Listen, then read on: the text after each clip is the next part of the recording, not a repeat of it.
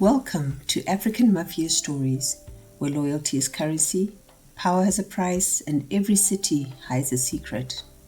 Today's story is based in Madagascar. Enjoy!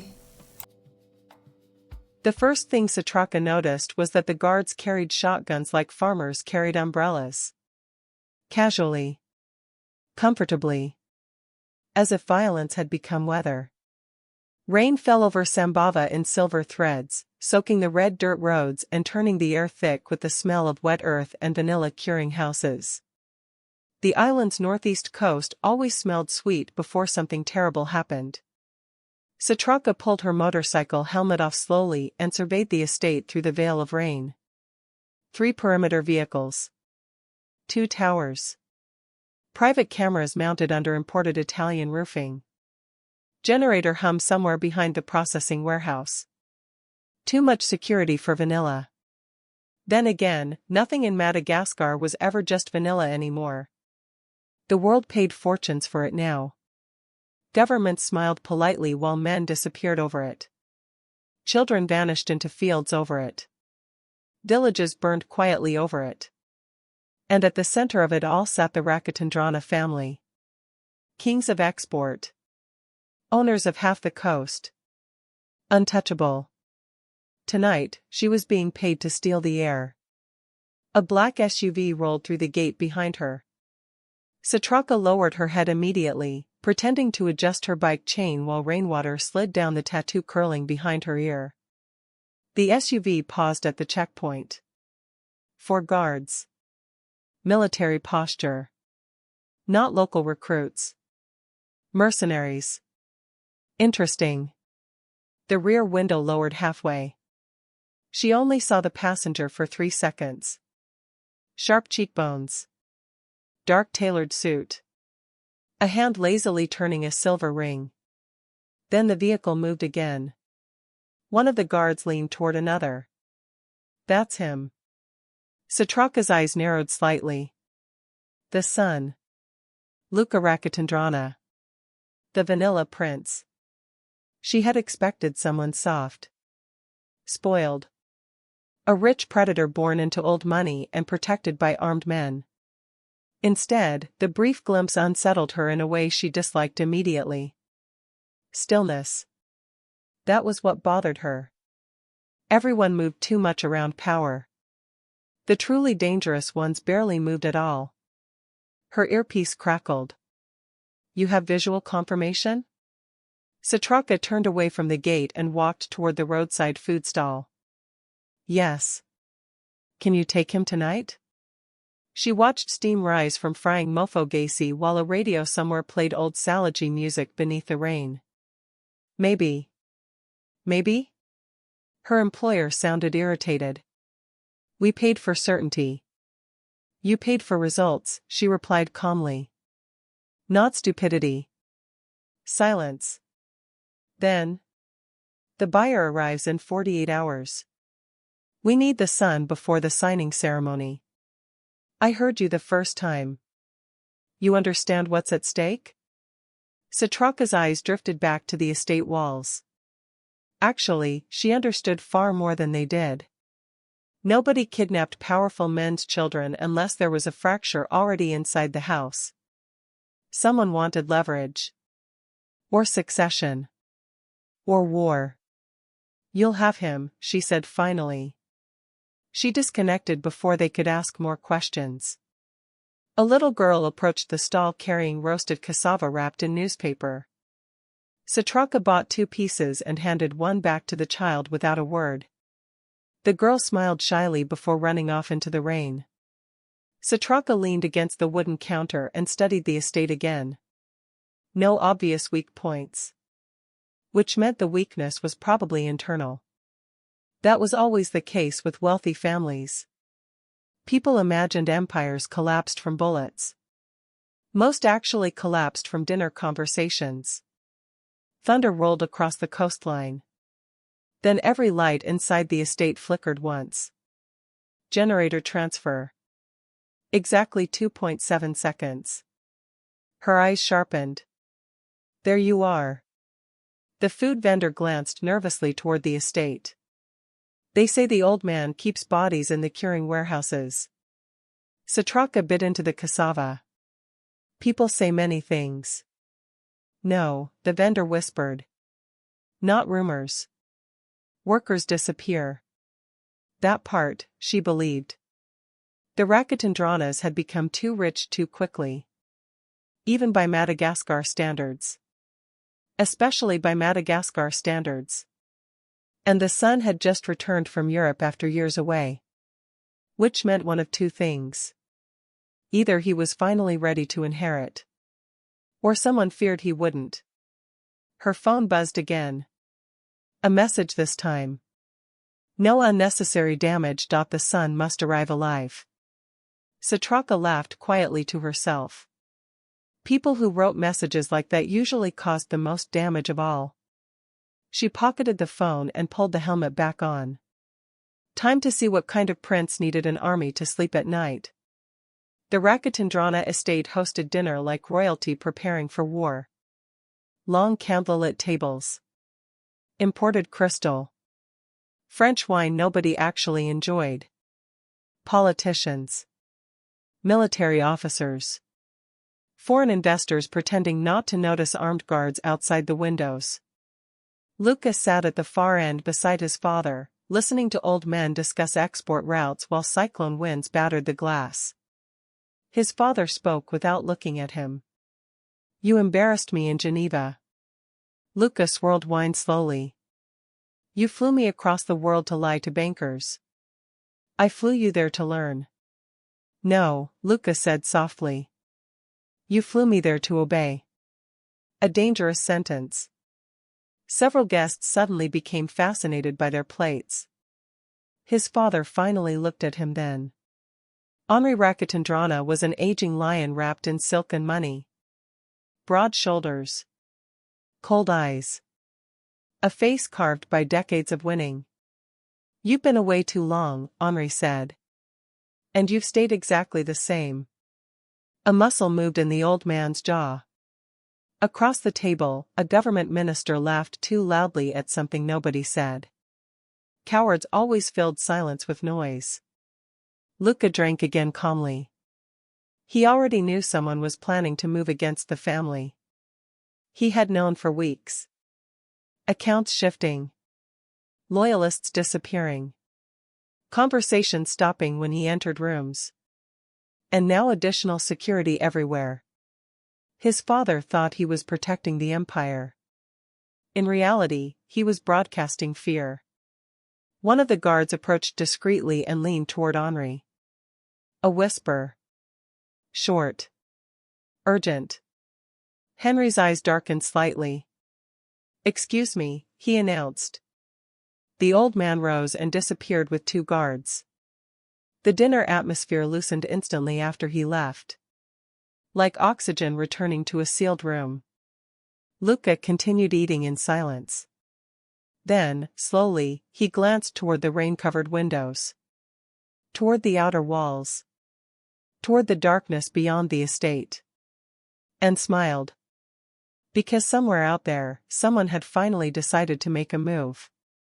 And he was very curious to meet them.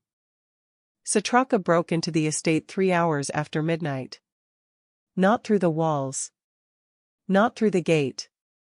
Through the accountant. People trusted cameras too much and underpaid accountants too often. The man had gambling debts in Antalaha and a mistress in Toamasina.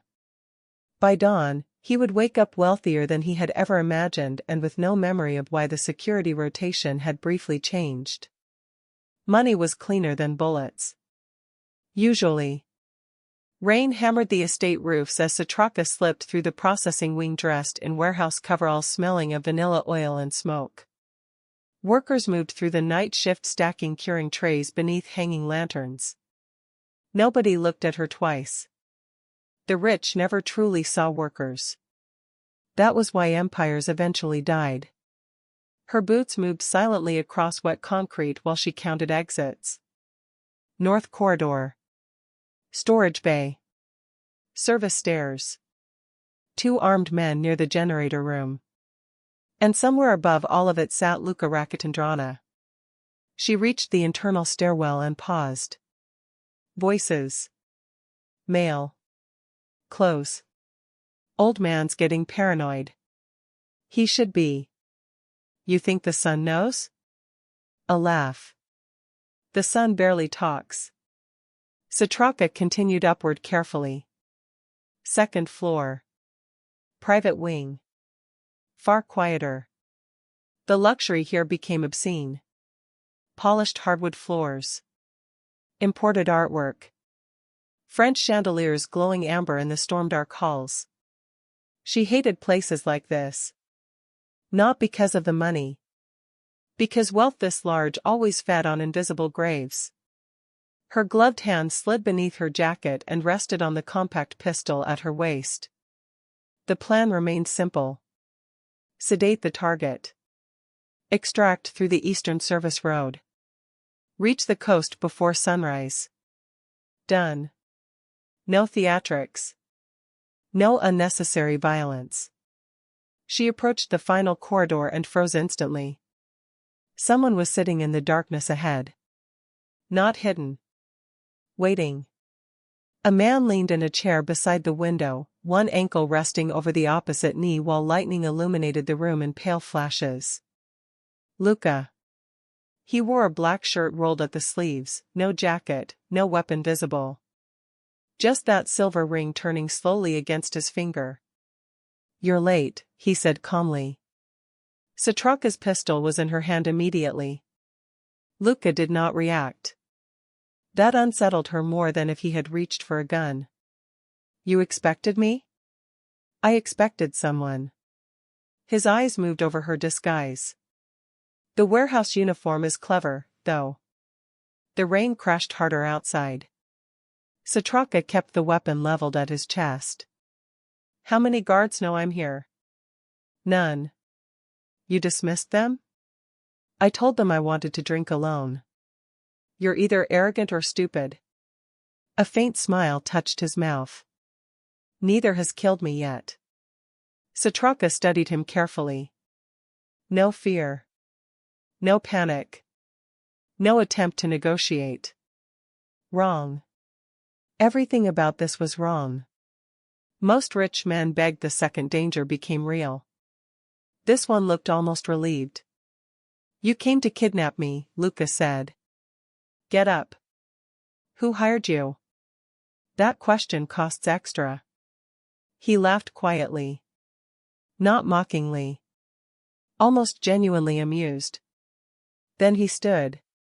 Tall. Controlled. Dangerously composed. Sitraka hated how quickly she noticed details. The scar near his throat. The exhaustion beneath his eyes. The way he watched exits automatically. Not a pampered heir, then. Something else. You should leave tonight, she said. I plan to. With me. That depends. Her patience thinned. This is not a negotiation. No, Luca agreed softly. It's an audition. Lightning flashed again. For a split second, his expression changed. And there it was beneath the calm. Anger. Not loud anger. Buried anger. The kind that fermented for years. Sitraka stepped closer. You're not frightened enough. You've mistaken this house for protection. The words landed strangely. Then footsteps echoed downstairs. Fast. Multiple men. Luca's gaze shifted toward the corridor behind her. They found the dead guard earlier than expected. Sitraka frowned. I didn't kill anyone. I know. The light suddenly died. Darkness swallowed the hallway. Then alarms erupted across the estate. Red emergency lights flickered alive. Luca sighed softly. My father always did enjoy dramatic entrances. Gunfire exploded downstairs. Not warning shots. Combat. Real. Screams followed. Sitraka moved instantly toward the stairwell, but Luca grabbed her wrist. Wrong direction. She twisted violently, slamming him against the wall and pressing the pistol beneath his jaw. "Do not touch me." To her surprise, he smiled again. "There you are." "What?" "The real version." More gunfire thundered below. Men shouting. Glass shattering. This was no internal security response. This was an assault. Luca lowered his voice. "You weren't the only one sent tonight." Sitraka's stomach tightened. That meant competing buyers. Or assassination. Neither was good. A bullet punched through the hallway wall. Another. Then armed men stormed the far corridor wearing black rain gear and military goggles. Mercenaries. Not estate guards. One spotted them instantly. There. The hallway erupted. Sitraka fired twice before diving sideways behind a pillar. Luca moved with shocking speed, kicking open a side door and dragging her inside as bullets shredded wood behind them. The room turned out to be a private study. Luca locked the door calmly while rounds slammed into it. "You seem remarkably relaxed for a hostage," Sitraka snapped. "I told you," he replied, loading a hidden handgun from the desk drawer. "You're not the first people to come for me." Another explosion shook the estate. Smoke drifted beneath the door. Outside, someone screamed in French. Then silence. Heavy silence. Predatory silence. Sitraka checked her magazine quickly. Low ammunition. Wonderful. She looked at Luca. "Tell me exactly what's happening." For the first time, the amusement vanished from his face completely. "My father sold something he shouldn't have." "What?" Luca's eyes met hers. "Me." The first body Sitraka stepped over was wearing a Rakotondrana security uniform. The second wasn't. That was when she understood how bad the situation truly was. Professional attacks usually moved fast and quiet. Eliminate the target. Control exits. Leave before government started pretending to care. This assault was different. This was extermination. Smoke rolled through the corridors as the estate alarm screamed endlessly above the storm. Somewhere downstairs, automatic gunfire rattled through the dining hall in short disciplined bursts. The attackers were sweeping room by room. Luca kicked open a rear service door and motioned her through. Kitchen corridor. "You know escape routes well for a prince." "I spent my childhood learning how to survive this house." They moved quickly through the servants' wing while thunder shook the walls. Staff huddled beneath counters or hid inside storage rooms, too terrified to speak. One elderly woman grabbed Luca's sleeve as he passed. "Your father," she whispered. Luca paused. For the first time, uncertainty flickered across his face. Not love. Not fear. Something far more complicated. Then another burst of gunfire echoed nearby. The woman shoved him away urgently. "Go." They sprinted onward. Sitraka kept watching him carefully. Most men revealed themselves during violence. Some became cowards. Some became monsters. Luca became colder. More focused. Like chaos was his native language. They reached the lower warehouse tunnel leading toward the eastern plantations. The air smelled thick with curing vanilla beans, sweet enough to become nauseating. Emergency lights painted everything crimson. "You still haven't explained why people are trying to kill you," Sitraka said. "They're not trying to kill me." A shadow moved ahead. Sitraka fired instantly. The man collapsed before he could raise his rifle. Luca barely reacted. "They're trying to own me," he continued calmly. "That sentence sounds expensive." "It is." They crossed into the main curing warehouse and stopped dead. Bodies. At least 12. Workers. Guards. One foreign investor still wearing a blood-soaked tuxedo. The massive drying racks cast long skeletal shadows beneath hanging lanterns while rain battered the tin roof overhead. Sitraka crouched beside one corpse. Single bullet wound. Clean. Professional. No wasted ammunition. Who are these people? Luca's jaw tightened slightly. French contractors. Private buyers. Politicians. My father invited them tonight. For what? A succession ceremony. Sitraka looked up sharply. You were being handed the empire. No, his voice darkened. I was being sold with it. Lightning exploded across the warehouse skylights. Luca walked slowly between the bodies. The vanilla trade changed 5 years ago. Too much money entered too quickly. Cartels. Foreign syndicates. Governments. He looked down at the dead investor. Everyone wants Madagascar now. And your father? He thinks he can bargain with wolves. Another noise interrupted them. Footsteps.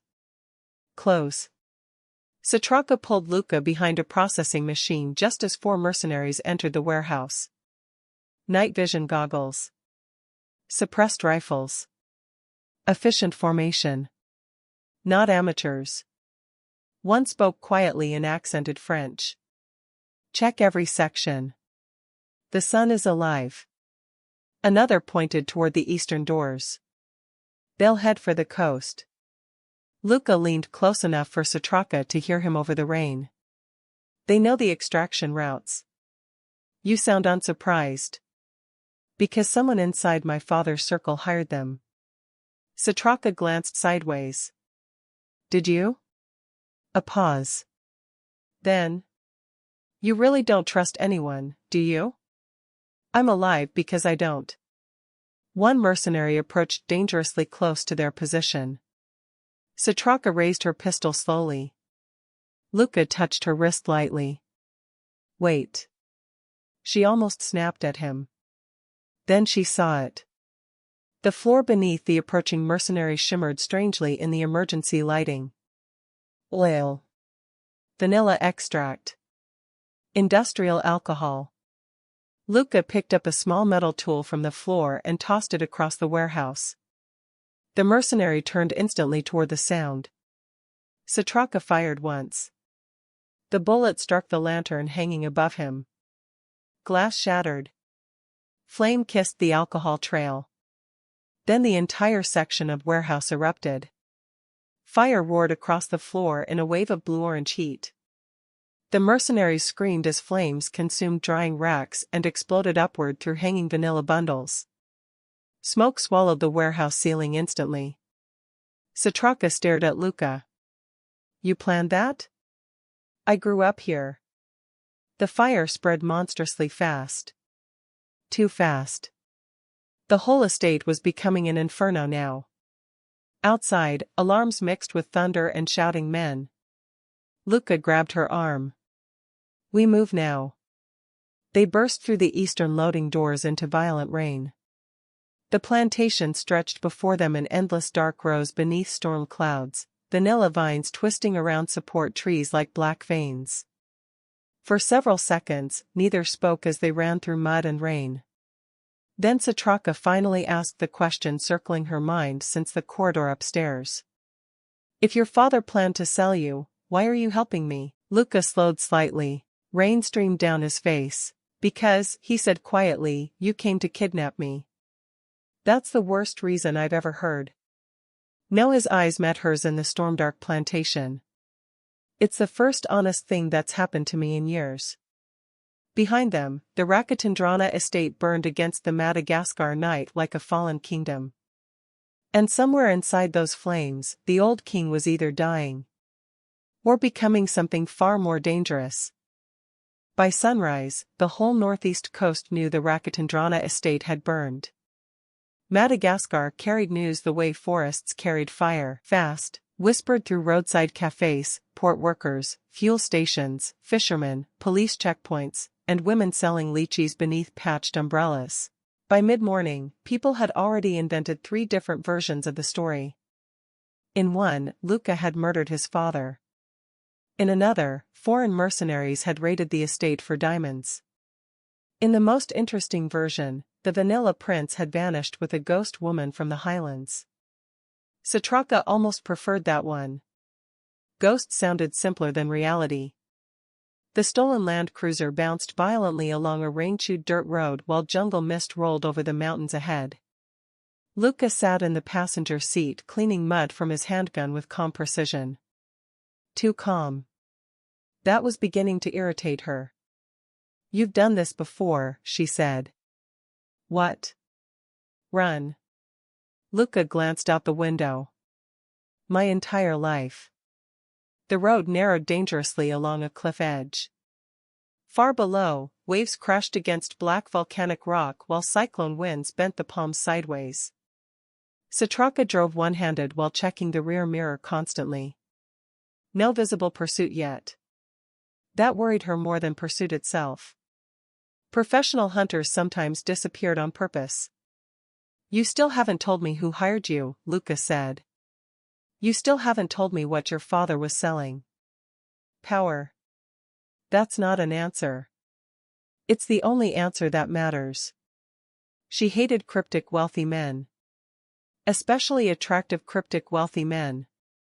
They reached a rusted bridge crossing a flooded river. Sitraka slowed instinctively. Too quiet. No villagers. No traffic. No animals. Luca noticed it too. His hand drifted toward the handgun. Then the first bullet struck the windshield. The glass exploded inward. Sitraka swore and slammed the vehicle sideways as gunfire erupted from the jungle. Ambush. 2 shooters minimum. Maybe more. The Land Cruiser skidded violently into the bridge railing while rounds punched through metal doors and shattered mirrors. Luca fired through the broken windshield immediately. Controlled shots. Military trained. Interesting. Sitraka kicked her door open and rolled beneath the bridge barrier just as another burst shredded the driver's side. Mud soaked her instantly. A second shooter appeared near the tree-line. She dropped him with one shot to the throat. The third attacker emerged almost immediately. Too disciplined for local hired muscle. These were contractors. Ex-military. Luca ducked behind the engine block while bullets sparked off steel around him. "Left side," he shouted. Sitraka pivoted and fired twice toward movement in the jungle. A scream answered. Then silence returned suddenly. Heavy silence. Rain drummed against the river below. Sitraka moved carefully toward the nearest body. Male. European. Professional tactical gear with identifying patches removed. But one detail caught her attention immediately. The tattoo on his neck. A black compass rose. Her expression hardened. Luca noticed. "You know them?" "Yes." "Who are they?" She checked the dead man's pockets quickly. No documents. Clean operation. "They're called the Marrow Division." Luca frowned. "That sounds fictional." "They kill people for governments that want plausible deniability." She stood. "And they're expensive." Which meant whoever wanted Luca now possessed terrifying resources. A phone buzzed on the dead mercenary's vest. Sitraka answered carefully. Static. Then a woman's voice. Cold. Amused. "You're better than the reports suggested." Sitraka said nothing. "You took something that doesn't belong to you." "Funny," Sitraka replied. He said the same about himself. A soft laugh crackled through the line. "Bring Luca Rakotondrana to Mahajanga alive and you walk away wealthy." "And if I don't?" A pause. "Then?" "We start with the children in the roadside villages you pass through." The line disconnected. For several seconds, only rain existed. Then Luca spoke quietly. You believe her? Yes. He looked toward the jungle where the dead mercenaries lay dissolving slowly into the mud. What exactly did my father involve himself in? Sitraka holstered her pistol. That's the problem. She met his eyes. I don't think this is about vanilla anymore. They abandoned the damaged land cruiser and continued north on foot through rainforest trails used by smugglers and zebu traders. Humidity wrapped around them like wet cloth while insects screamed through the trees. Hours passed mostly in silence. Not comfortable silence. Careful silence. The kind shared by people still deciding whether they trusted each other enough to sleep nearby. By dusk, they reached an abandoned colonial railway station swallowed by vines and moss. Broken stone walls. Collapsed roof. Rusting tracks disappearing into jungle darkness. Temporary shelter. Sitraka lit a small stove while Luca searched the station perimeter methodically. Again, military instincts. Again, no explanation. You were trained, she said when he returned. My father believed wealthy men should know how to survive kidnappings. Convenient. He also believed affection was weakness. Something in the way he said it stopped her from replying immediately. Rain tapped softly against the ruined station roof now. The storm was finally dying. Luca sat opposite her near the lantern light, sleeves rolled up, blood drying along one forearm from shattered windshield glass. Sitraka tossed him antiseptic without comment. He cleaned the wound himself. No complaints. No dramatics. You know, he said eventually, you're very disappointing for a legendary extraction specialist. She looked up sharply. What? I expected someone older. And I expected a softer hostage. That faint almost smile appeared again. Dangerous smile. The kind that arrived slowly enough to feel accidental. Sitraka looked away first. A mistake. Tiny. Annoying. She hated noticing him at all. Outside, the Madagascar jungle breathed in darkness around the ruined station. Then Luca spoke again. Quietly this time. My father isn't dead. Sitraka stared at him. How do you know? Because men like him never die in the fire they started. And somewhere far south along the burning coastline. Heir Rakotondrana opened his eyes beneath the wreckage of his empire. Mahajanga smelled like salt, diesel, and secrets left too long in the sun. The western port city pulsed differently from the east coast. Sambava hid its violence behind plantations and old money. Mahajanga displayed it openly. Smugglers drank beside politicians. Mercenaries bought cigarettes from children. Everyone watched everyone. By the time Sitraka and Luca arrived 3 days later aboard a battered cargo truck carrying sacks of cloves, their faces were already circulating quietly through the underworld. Not publicly. Professionally. That was worse. Rainwater still clung to Luca's dark shirt as they moved through the crowded night market near the harbor. Vendors shouted over generators while rusted ships groaned against the docks. Sitraka hated cities like this. Too many exits. Too many eyes. You know where we're going? Luca asked. Yes. You seem unhappy about it. I'm considering several murders. That's reassuring.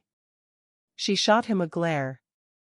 To her irritation, he actually looked more alive now than he had at the estate. Less restrained. Less embalmed by wealth. Danger suited him far too well. They crossed into the old French Quarter where colonial buildings leaned drunkenly over narrow streets. Music drifted from hidden bars while humid wind carried the scent of the sea inland. Finally, Sitraka stopped outside a weathered building with faded blue shutters. No sign. No lights. Just silence. Luca studied it carefully. This is where we're meeting your employer? No. Then who? Sitraka knocked 3 times. Pause.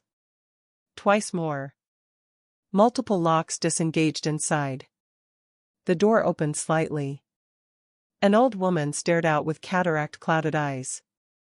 Then she saw Luca. And immediately stepped backward.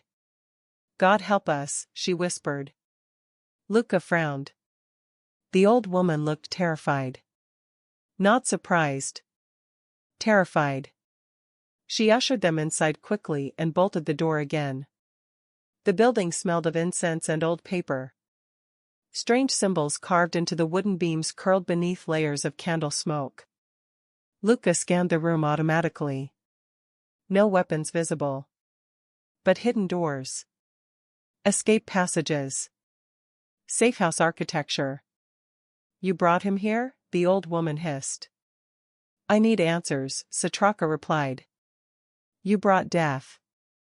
Story of my week. The woman ignored the joke entirely. Her eyes never left Luca. What is she talking about? He asked quietly. Neither answered immediately. That annoyed him. I'm becoming tired of people speaking around me.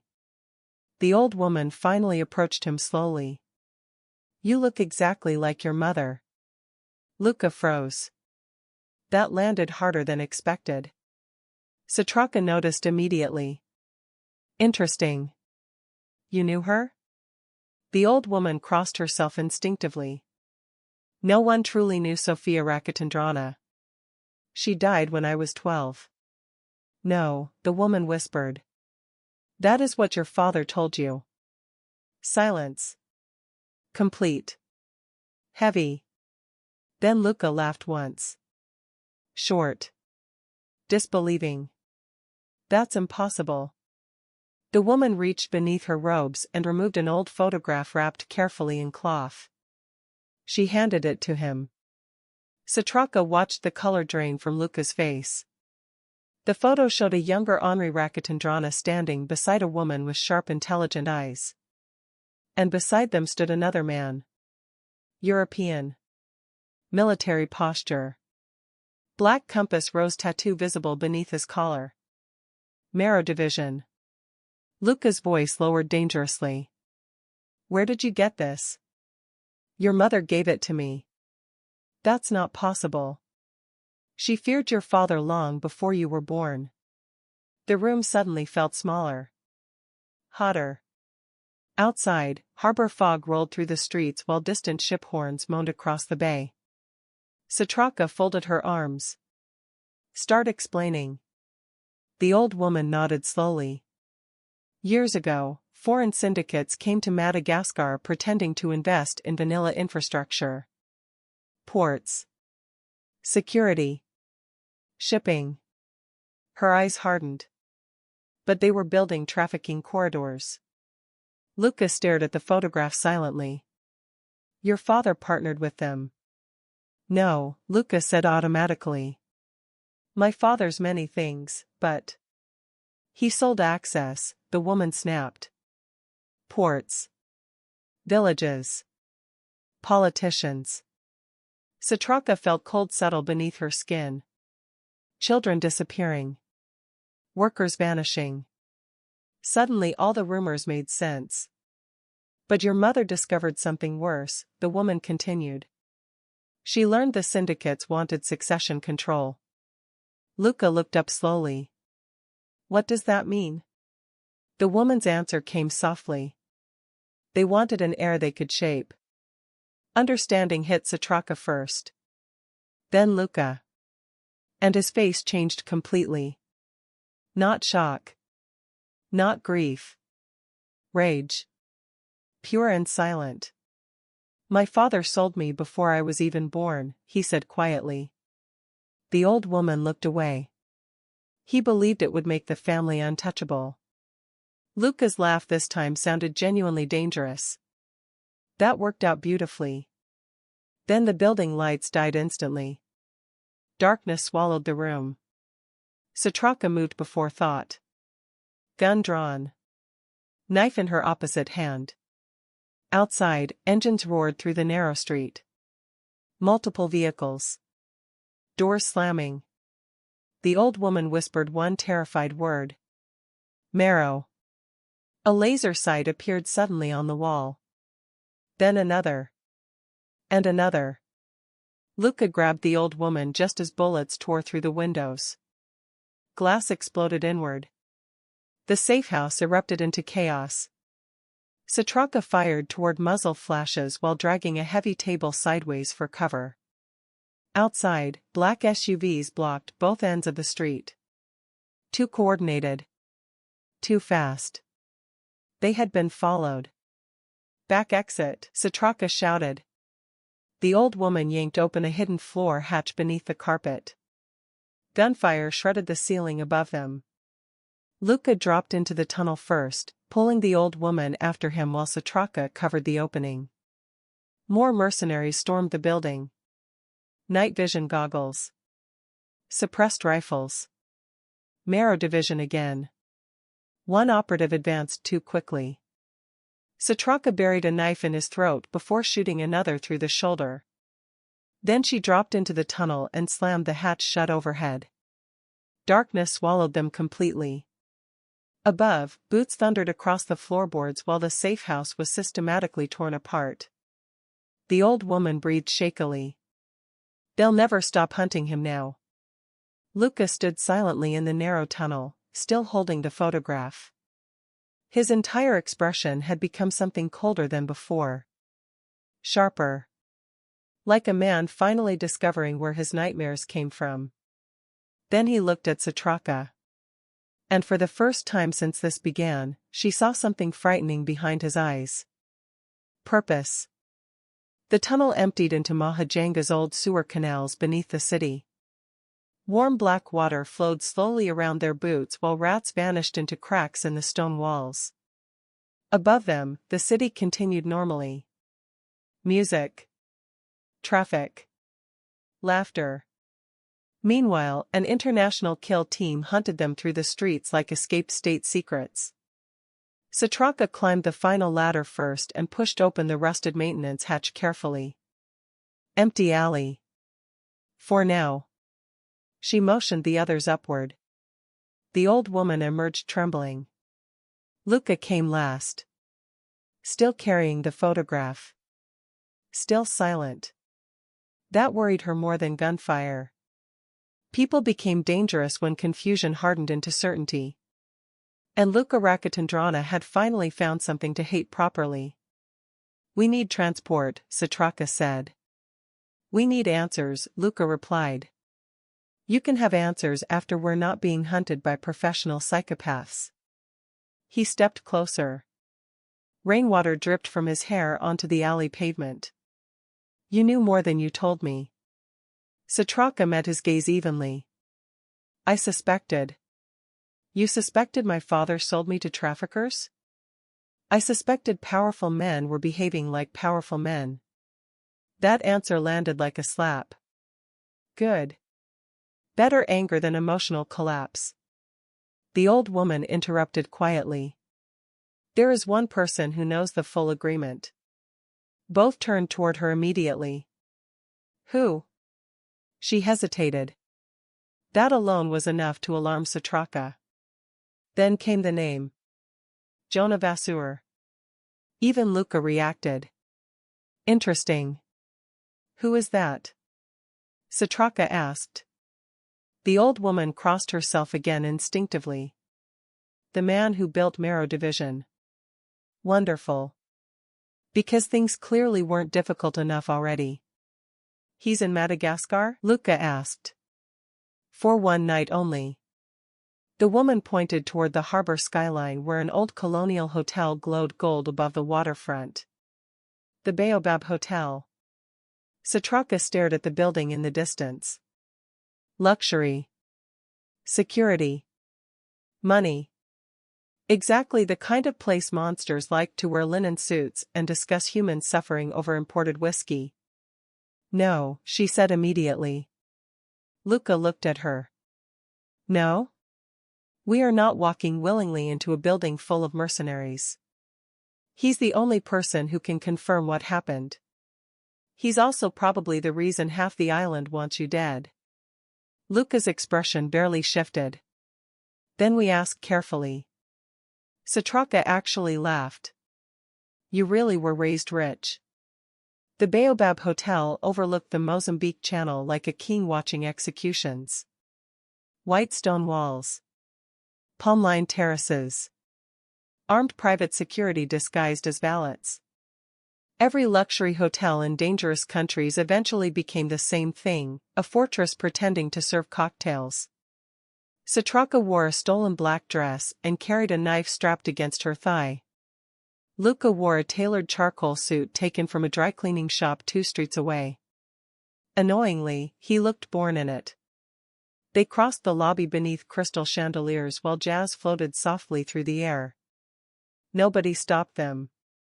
Rich people rarely questioned confidence. That was why con artists flourished around wealth like sharks around blood. You clean up well for a kidnapper, Luca murmured. You flirt strangely for cargo. A faint smile ghosted across his face. There it is again. That dangerous almost human warmth. Sitraka hated it. The elevator opened onto the private terrace level. 2 armed guards stood outside the penthouse suite.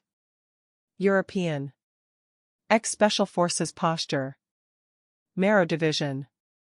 1 guard stepped forward. Private floor. Luca answered before Sitraka could. Tell Jonah Vasur that Luca Rakotondrana came to discuss his inheritance. The guard's expression changed instantly. Not confusion.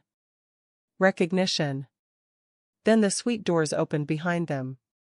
An older man emerged slowly. Silver hair. Elegant navy suit. No visible weapon.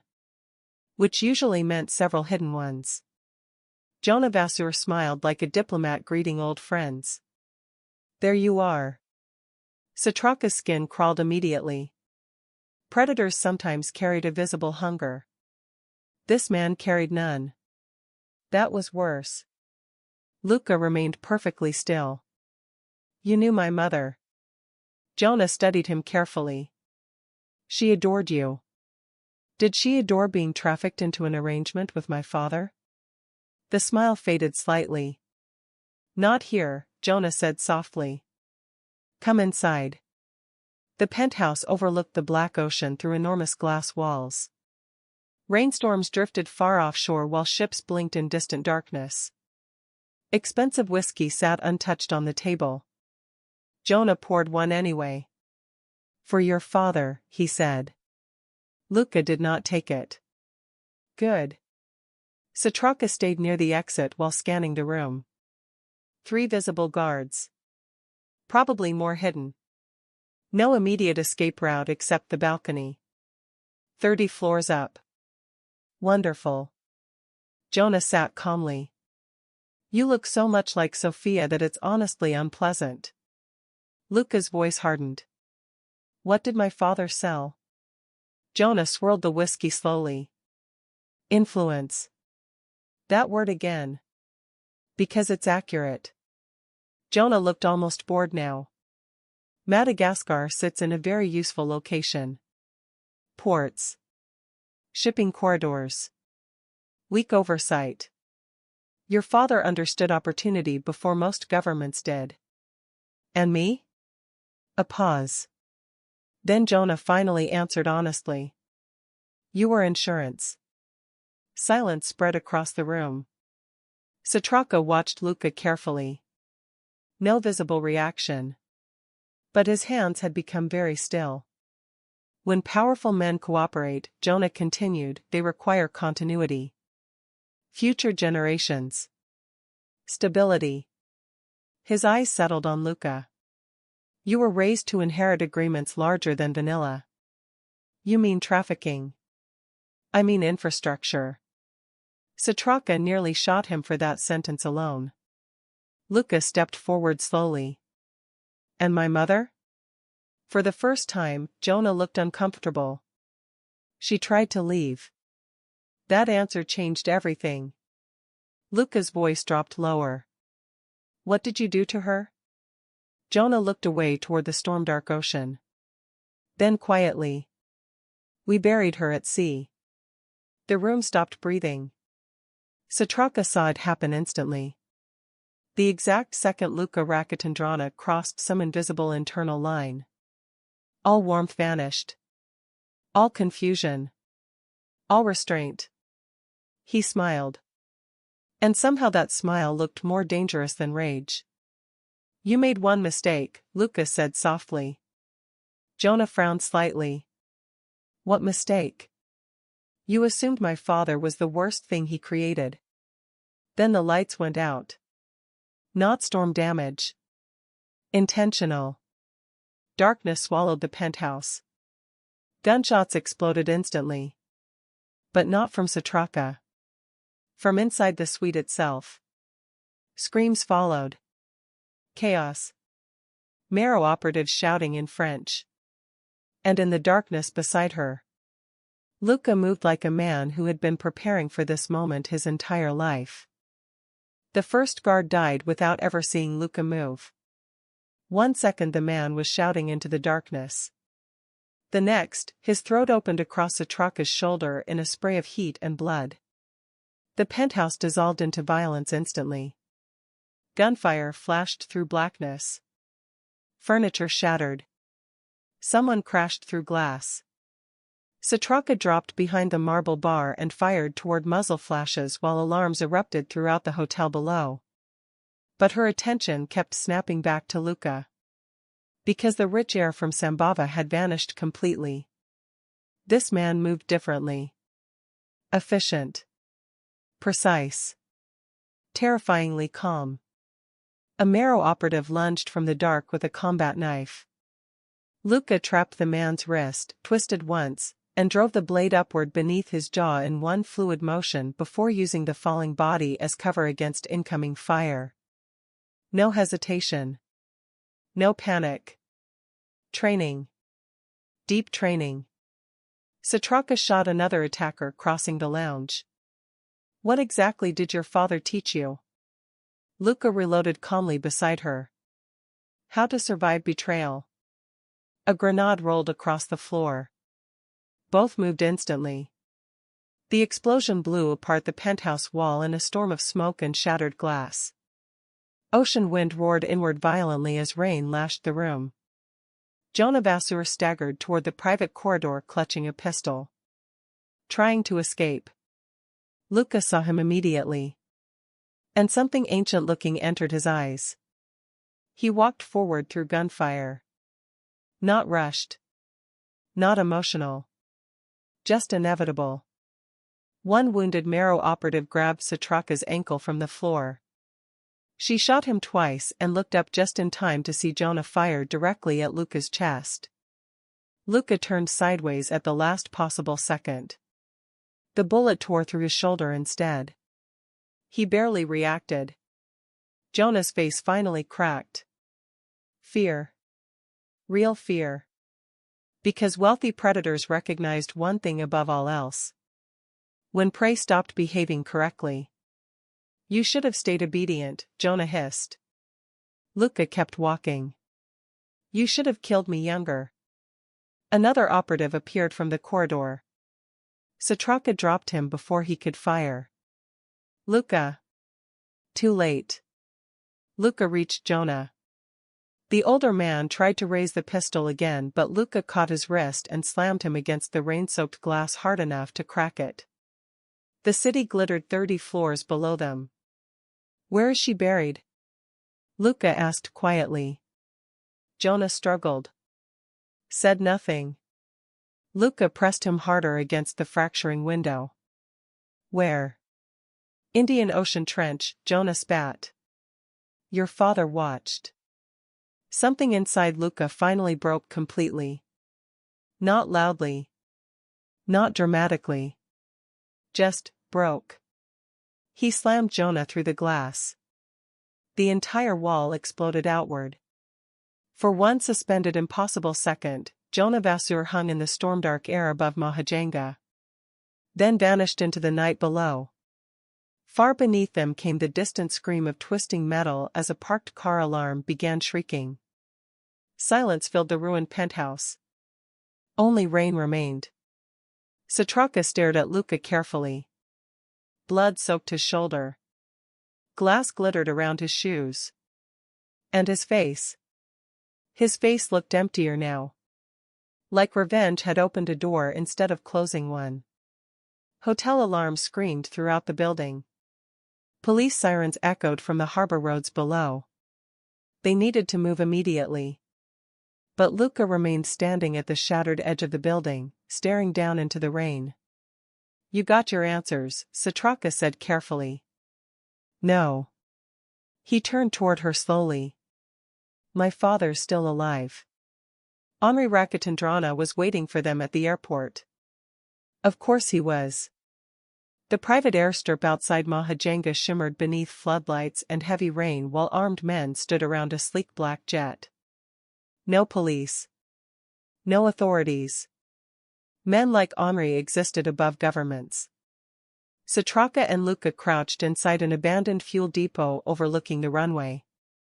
"This is stupid," Sitraka whispered. "Yes." "You're injured." "Yes." "We can still disappear." At that, Luca looked at her properly. Not through her. At her. The rain softened briefly around them. "You still could," he said quietly. Something dangerous flickered between them then. Not desire exactly. Acknowledgement. Two people built from survival looking at each other too honestly. Sitraka hated how much she understood him now. He touched her wrist lightly. "Thank you." The simplicity of it hit harder than flirting ever could.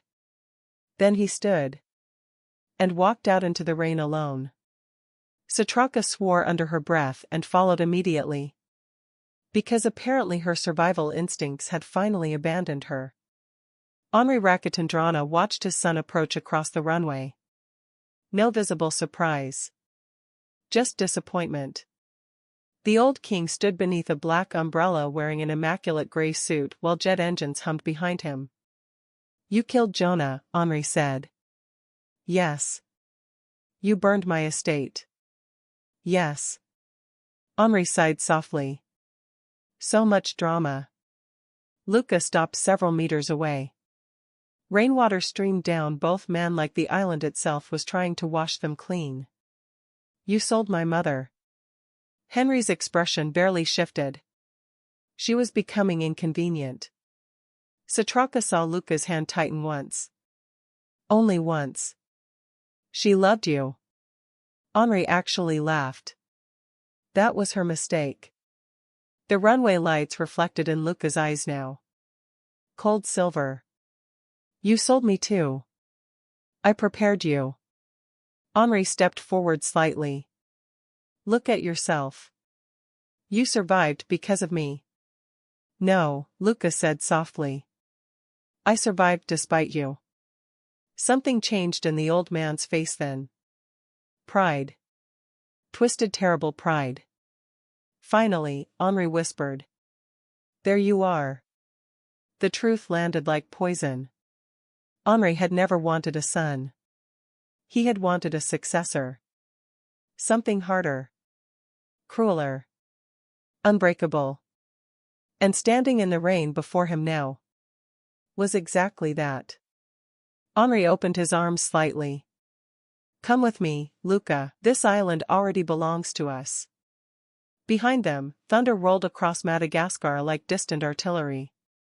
Then Sitraka raised her pistol and pointed it directly at Heir Rakotondrana's head. Every gun on the runway turned toward Sitraka. Instantly. Rain hissed against floodlights while Heir Rakotondrana's guards raised rifles in perfect formation around the jet. Red tracking lasers crawled across Sitraka's chest like hunting insects. Nobody fired.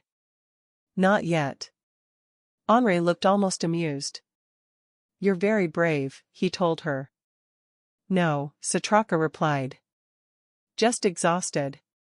Luca stood between them in the rain, blood still dripping from the wound in his shoulder. For several long seconds, nobody moved. Jet engines growled louder behind Henri. The island wind smelled of fuel, ocean water, and coming violence. Henri sighed. You really intend to choose her over inheritance? Luca answered quietly. You think this is about her? Something flickered across Henry's face then. Not fear. Confusion. Because men like Henri only understood power and ownership. Money. Ports. Bloodlines. Control. They could not understand loyalty freely given. Sitraka kept the pistol steady. You should have stayed dead in your fire. Henri ignored her completely. His eyes remained locked on Luca. I built everything for you. You built a prison. I built survival. No, Luca said. You built hunger and taught it to wear a suit. Rain hammered the runway harder now. One guard shifted nervously. Bad move. Sitraka shot him in the knee instantly. Chaos erupted. Gunfire exploded across the airstrip. Sitraka dove sideways behind fuel barrels while Henry's men opened fire. Luca grabbed a fallen rifle and returned controlled bursts toward the jet stairs. Floodlights shattered. Darkness swallowed half the runway. A guard spun backward into the rain. Another collapsed beside the aircraft wheels. Henri moved for the jet immediately. Coward, after all. Sitraka fired again, but bullets sparked off the aircraft door as armed men shielded him. Luca. He was already moving. Not toward cover. Toward his father. Of course he was. The runway became a storm of muzzle flashes and screaming engines while rain reduced visibility to ghosts and silhouettes. Luca advanced through it all relentlessly. One guard rushed him with a combat knife. Luca disarmed him violently and drove the man face first into the soaked tarmac before firing twice into another attacker near the jet stairs. Henri reached the aircraft doorway and turned back. Even now, he looked calm. You're mine, he shouted through the rain. Luca stopped walking. Something inside him seemed to settle then. Not rage anymore. Something quieter. More final. No, he said. Then he fired. The bullet struck Henri Rakotondrana directly through the chest. The old man staggered backward into the aircraft doorway, shock finally entering his face for the first time in the entire story. Not because he'd been shot. Because his son had chosen to pull the trigger. Henri looked down slowly at the blood spreading across his suit. Then back at Luca. And smiled. A terrible broken smile. Good, he whispered. Then he collapsed into the jet. Silence hit the runway strangely after that. The surviving guards began retreating almost immediately. Not loyal men. Employees. And dead kings stopped signing paychecks. The aircraft door sealed shut. Seconds later, the jet engines screamed louder and the plane began taxiing through the rain. Sitraka emerged slowly from cover. You let him go. Luca watched the jet disappear into storm darkness. No. A faint trail of fuel burned beneath the aircraft wing where bullets had ruptured something important. The jet accelerated down the runway. Faster. Faster. Then flames suddenly blossomed beneath the fuselage. For one surreal moment, the aircraft became a giant lantern against the Madagascar night. Then it exploded over the coastline. Fire rained into the ocean. Thunder swallowed the rest. Neither spoke for a long time. Rain softened gradually around them. The island breathed again. Far away, police sirens finally approached now that rich men had finished killing each other. Sitraka looked sideways at Luca. So, she said carefully, what happens to the Vanilla Empire now? Luca stared toward the burning horizon. The same thing that happens to all empires. And what's that? They discover the island was never theirs. For the first time since Sambava, he actually looked tired. Human tired. Not prince tired. Not predator tired. Just tired. Sitraka stepped closer. You could disappear. So could you. That's not an answer. A faint smile touched his mouth again. Smaller now. Sadder. I don't think either of us was built for peaceful lives. No, she admitted. Probably not. The rain finally stopped completely. Dawn crept slowly over Madagascar's coastline, washing the world silver blue. Somewhere beyond the hills, workers would wake to burned estates, dead financiers, vanished syndicates, and rumors spreading faster than cyclones. The Vanilla Kingdom had fallen in a single week. And already the island was swallowing the evidence whole. Luca looked at Sitraka one last time. What will you do now? She considered it honestly. Then shrugged. Maybe steal something smaller for a while. That earned a real laugh from him. Brief. Warm. Dangerous.